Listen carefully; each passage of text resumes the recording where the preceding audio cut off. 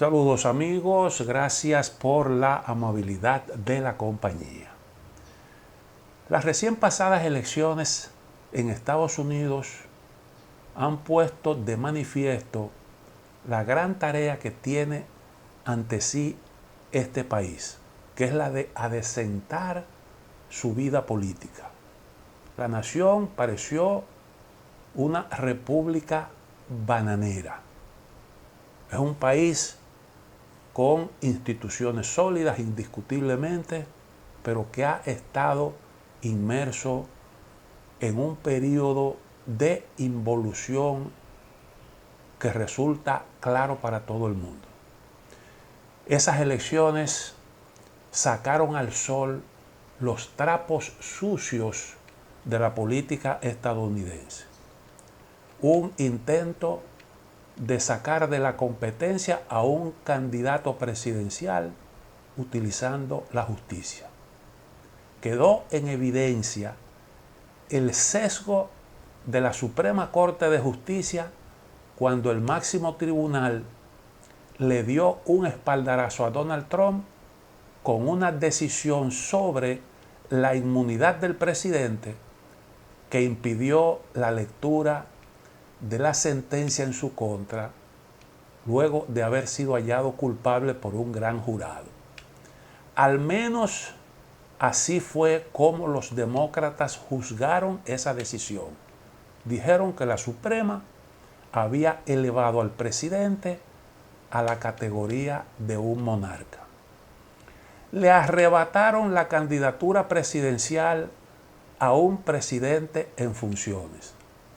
El estado cognitivo de Biden era evidente desde hacía mucho tiempo. Pero eso solo preocupó cuando los números de las encuestas decían que Biden no le ganaba a Donald Trump. La forma en que le quitaron la candidatura a Biden es lo que más se parece a una conspiración, si es que no puede considerarse como tal estrictamente hablando. Le tendieron una trampa, organizando un debate anticipado. Se produjo entonces lo que todo el mundo sabía que iba a ocurrir. Nadie hizo caso cuando el fiscal que investigó al presidente Biden por llevarse para su casa documentos altamente confidenciales, lo declaró, después de interrogarlo, como un incapaz mental para poder justificar así su decisión de no presentar cargos en su contra. Entonces surge la cuestión de cómo es que se han estado tomando las decisiones en la Casa Blanca. Porque si los problemas cognitivos de Biden eran tan serios que le impedían ser el candidato, también lo invalidaban para continuar en el cargo de presidente de la nación, de comandante en jefe de los Estados Unidos. No es verdad que iban a dejar a un comandante en jefe mentalmente incapaz para tomar las decisiones de gran calado que comprometían los intereses de Estados Unidos y de toda la sociedad estadounidense. Pero nadie se preocupó por agotar mecanismos legales para imponer algún tipo de filtro a las decisiones presidenciales. Biden seguirá en el puesto hasta el próximo mes de enero. Entonces, ¿cómo es que se están adoptando las decisiones en la Casa Blanca con un presidente con ese problema que los propios demócratas admitieron como una realidad? Otra cosa, la inversión en la campaña electoral que alcanzó un máximo histórico demuestra los muchos intereses en juego. Nadie invierte cantidades tan significativas de dinero sin la posibilidad de un retorno. Quedó demostrado que lo que denominan como el Estado profundo no es realmente un invento. El poder del dinero marca el curso de la política. Sabemos que el Estado profundo, es bueno recordarlo, se define como una red de funcionarios gubernamentales y actores vinculados al poder económico en los Estados Unidos que integrarían una estructura paralela al gobierno para influir de manera secreta en las decisiones del Estado con intereses propios o de grupos influyentes. Y esto no tiene absolutamente nada que ver, permanece ahí con ese nivel importante de influencia, no importa lo que ocurra en las elecciones. Esos grupos jugaron un papel decisivo en la destitución de Joe Biden como candidato presidencial demócrata. Y ahí vimos claramente cómo los grupos que financian las campañas se coordinaron con los caciques del partido, entre ellos los Obama, para hacer que Biden se hiciera a un lado. No es tan fácil. Dicen que el hombre más poderoso del mundo es el presidente de Estados Unidos. Pero iniciaron un proceso que en un tiempo breve sacó a Biden de la competencia.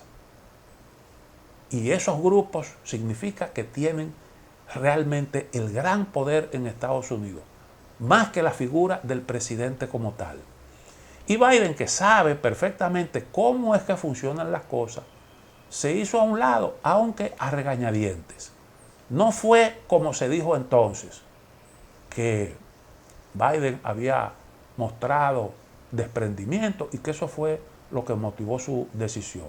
Fue una imposición tan amarga que la primera dama, Jill Biden, fue a votar vestida de rojo, el color que identifica a los republicanos. La pregunta ahora es, ¿cuántos demócratas como Jill Biden apostaron por el candidato del partido contrario? Aunque son hechos aún por aclarar, no se puede perder de vista, además, los dos intentos de asesinato de Donald Trump. Hay que aclarar que no todo el Estado profundo apoyó a los demócratas. Trump ganó porque se produjo una grieta en ese Estado profundo. Trump le dedicó una buena parte de su discurso, de ese que pronunció en la madrugada del 6 de noviembre, el discurso de la victoria, al empresario Elon Musk, que le apoyó poniendo a su disposición la red Twitter, que hoy se llama X, e invirtió millones de dólares en su campaña. Y no fue por una cuestión de mera simpatía. Musk valora la posición de Donald Trump de bajar impuestos, la eliminación de las trabas burocráticas para facilitar la iniciativa privada y el estímulo a la industria aeroespacial promovida por Donald Trump cuando fue presidente, un área en la que Elon Musk tiene muchos intereses. Por las mismas razones, otros multimillonarios estadounidenses apoyaron a Donald Trump, como el caso de Peter Thiel, creador de PayPal y de Palantir, que tiene intereses en el sector de la energía al que Donald Trump promovió flexibilizarle las normas medioambientales. Fox News, la primera en proyectar el triunfo de Trump en la madrugada del 6 de noviembre, también fue importante, aunque las relaciones con Rupert Murdoch, que es el jefe de este gran emporio mediático, pues han tenido sus altibajos. Si algo quedó en evidencia en esta campaña es realmente el poder del dinero. Fue una batalla a papeletazos entre gente de mucho dinero. La campaña electoral fue este 2024 una de las más costosas de la historia, la más costosa de la historia de Estados Unidos. El gasto total alcanzó casi los 16.000 millones de dólares. Los demócratas fueron los que más gastaron. Recuerden ustedes cómo fluyó el dinero después que a Kamala Harris la proclamaron como la candidata presidencial. Se entendía que había que apurar el paso y los grupos de poder no vacilaron en meterse la mano en los bolsillos. No es cierto que Kamala Harris perdió porque no tuvo tiempo suficiente para desplegar su campaña. Su equipo de campaña, y eso no se puede olvidar, logró colocarla en la primera posición luego de su elección como candidata y le sacó una ventaja de 6 puntos a Donald Trump en el voto a nivel nacional y también la colocó con cierta ventaja en los estados clave. Luego comenzó su descenso, producto de su incapacidad para encantar a los disgustados con la economía, los flujos migratorios y la política exterior de los Estados Unidos, sobre todo la política hacia Oriente Medio. Los grupos progresistas que respaldan la causa palestina le pasaron factura a Kamala Harris. Y la incompetencia de la candidata me parece a mí que quedó evidenciada durante su participación en aquella entrevista que en su momento comentamos, que fue la primera que concedió a Fox News. Su equipo de campaña se vio precisado a terminar esa entrevista antes de tiempo por el mal desempeño de Kamala Harris. Nancy Pelosi dijo que el problema consistió en que el partido no tuvo tiempo para escoger un candidato distinto a Harris, que es una manera de admitir que Harris no fue la mejor elección. Pero no es verdad que no hubo tiempo para una elección diferente. A Harris la impuso Biden porque no quería a Michelle Obama por razones personales. Nosotros comentamos aquí algunas cosas que se decían por lo bajo y que trascendía a medios sensacionalistas en el sentido de que se produjo un distanciamiento entre Michelle Obama y los Biden. Y eso por la amistad que ella tenía con la ex esposa de Hunter Biden, que entró en una crisis emocional cuando trascendieron las relaciones de Hunter Biden con la esposa de su hermano Beau, que falleció de una enfermedad terminal. Como ella se solidarizaba mucho con la ex esposa de Hunter, eso terminó alejándola de los Biden, que respaldaron a Hunter Biden en sus andanzas. Cuando se planteó la idea de que Biden se hiciera a un lado, fue con la intención de seleccionar un candidato distinto a Harris. Pero el establishment demócrata la aceptó para evitar un cisma en el partido y porque Harris, después de todo, fue el producto de una negociación para equilibrar la boleta electoral en el año 2020. Un conservador como Biden, recuerden ustedes que Obama lo escogió como su candidato vicepresidencial justamente porque él era considerado un hombre de la izquierda.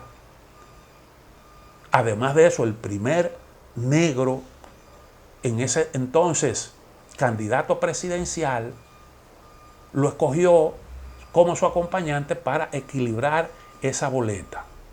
Y entonces en el 2020 ese conservador, Biden, un hombre blanco, se impulsó una candidatura vicepresidencial de Kamala Harris como una manera de equilibrar y de darle posibilidad una participación al sector liberal y además tomando en consideración el asunto de la cuota de género y la idea de que había que atraerse a los grupos minoritarios como los afroamericanos. Finalmente, yo creo que hay que preguntarse también por qué fallaron las encuestas. No es la primera vez que ocurre. Alguien me preguntó sobre eso y yo con toda honestidad debo decir que no tengo la respuesta. No creo que haya sido el resultado de una manipulación. Los partidos en Estados Unidos hacen sus mediciones y nadie se quejó nunca de las cifras que presentaban las encuestas de las firmas independientes. Si bien, como pudimos observar, ya en el último tramo de la campaña, los dos partidos parecían declararse vencedores, aunque las encuestas hablaban de una competencia muy cerrada. ¿Por qué fallaron las encuestas? Es un asunto pendiente de ser estudiados. Un saludo cordial para todos.